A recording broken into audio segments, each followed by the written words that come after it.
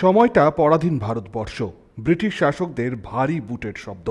জঙ্গলে ঘেরা তখন দুর্গাপুর উকড়া সহ একাধিক অঞ্চল।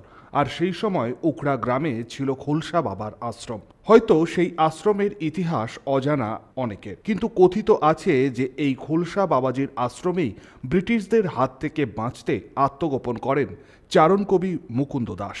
পরে বিভিন্ন তল্লাশির পর এই আশ্রম থেকেই গ্রেপ্তার করে মুকুন্দ দাসকে ব্রিটিশ পুলিশ। কেটে গেছে বহু বছর, কিন্তু সেই ইতিহাসকে পাথেয় করে প্রায় 16 বছর ধরে উকড়া গ্রামে হয়ে আসছে খোলসা বাবার পুজো। প্রতি বছর মাঘী পূর্ণিমায় ধুমধামের সহিত হয় পুজো।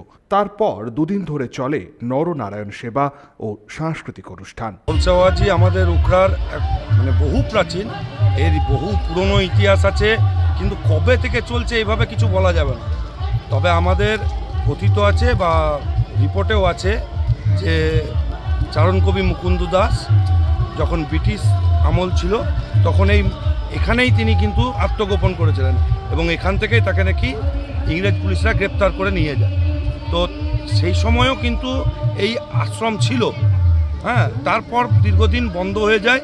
আমরা দীর্ঘ এই 16 বছর হলো, 16 বছর ধরে আমাদের এই কমিটি এখন এই পুজোটা চালিয়ে যাচ্ছে। মাঘী পূর্ণিমাতে পুজো হয়, সারাদিন ধরে পূজার্চনা চলে এবং আজকে অর্থাৎ তার পরের দিন এই নরনারায়ণ সেবা হয়, পূজা অর্চনা হয়, যজ্ঞ হয়, বাউল হয়। খোলসা বাবার পুজো ঘিরে মানুষের ঢল। আশেপাশের বিভিন্ন এলাকা থেকে মানুষ হাজির হন তার আশ্রমে। দুদিনের এই গ্রামীণ পুজোয় উৎসবের মেজাজ। প্রলয় বন্দ্যোপাধ্যায়, 99 নিউজ বাংলা, উকড়া।